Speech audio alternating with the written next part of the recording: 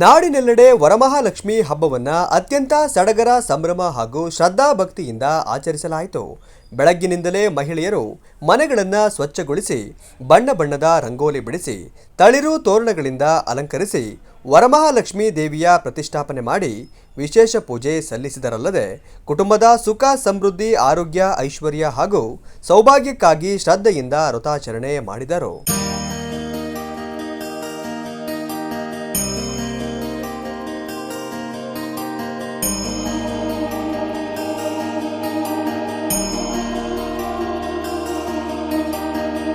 ಬೆಂಗಳೂರಿನ Horamavu KBN pleasant paradise Ashwini Pradeep ಅವರ ಮನೆಯಲ್ಲಿ ವರಮಹಾಲಕ್ಷ್ಮಿ ಹಬ್ಬವನ್ನು ಸಂಭ್ರಮದ ಜೊತೆಗೆ ಭಕ್ತಿಯಿಂದ ಆಚರಿಸುತ್ತಿದ್ದು, ಮನೆ ಮುಂದೆ ರಂಗೋಲಿ ಹಾಕಿ ಮನೆ ಬಾಗಿಲಿಗೆ ತಳಿರು ತೋರಣದಿಂದ ಸಿಂಗರಿಸಲಾಗಿತ್ತು.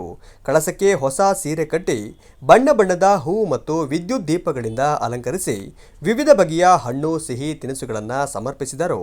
ಮಹಿಳೆಯರು ಮುತ್ತೈದೆಯರನ್ನ ಮನೆಗೆ ಆಹ್ವಾನಿಸಿ ಅರಿಶಿಣ ಕುಂಕುಮ ತಾಂಬೂಲ ನೀಡಿ ಉಡಿ ತುಂಬುವ ಶಾಸ್ತ್ರ ಮಾಡಿದರು. ಶ್ರೀದೇವಿ ಜಗದಂಬೆ ಭೂದೇವಿ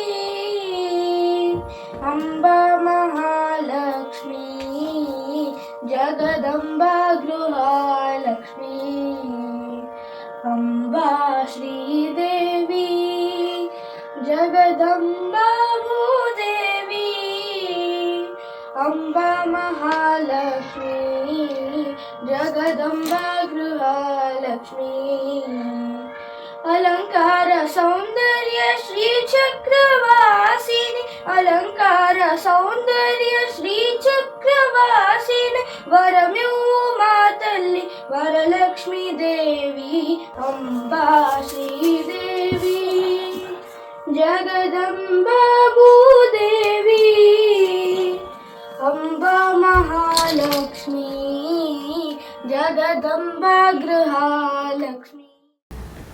ಸಮಸ್ತ ನಾಡಿನ ಜನತೆಗೆ ಹಾಗೂ ಭೂಮಿಕಾ ಟಿವಿ ವೀಕ್ಷಕರಿಗೆ ವರಮಹಾಲಕ್ಷ್ಮಿ ಹಬ್ಬದ ಹಾರ್ದಿಕ ಶುಭಾಶಯಗಳು. ಪ್ರತಿ ವರ್ಷ ವರಮಹಾಲಕ್ಷ್ಮಿ ಹಬ್ಬ ಬಂದ್ರೇ ಒಂದು ರೀತಿ ಉತ್ಸಾಹ.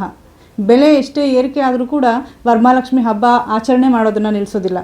ಹಾಗೆ ಪ್ರತಿ ವರ್ಷ ಕೂಡ ನಾನು ವರಮಹಾಲಕ್ಷ್ಮಿ ಹಬ್ಬ ಆಚರಣೆ ಮಾಡ್ಕೊಂಡು ಬರ್ತಾ ಇದ್ದೀನಿ. ಹಾಗೆ ಲಕ್ಷ್ಮಿಗೆ ಅಲಂಕಾರ ಮಾಡಿ ಅದನ್ನು ನೋಡೋದೇ ಒಂದು ರೀತಿ ಖುಷಿ. ದೇವಿ ಎಲ್ಲರಿಗೂ ಸುಖ ಸಂತೋಷ ಆಯುಷ್ ಆರೋಗ್ಯ ಕರುಣಿಸಲಿ. ಹಾಗೆ ನಾಡಿನ ಎಲ್ಲ ಕಡೆ ಮಳೆಯಾಗಿ ಬೆಳೆಯಾಗಿ ಎಲ್ಲರ ಮನೆಯಲ್ಲೂ ಸಂಪತ್ತು ತುಂಬಿರಲಿ ಅಂತ ಆಶಿಸ್ತೀನಿ. ಧನ್ಯವಾದಗಳು.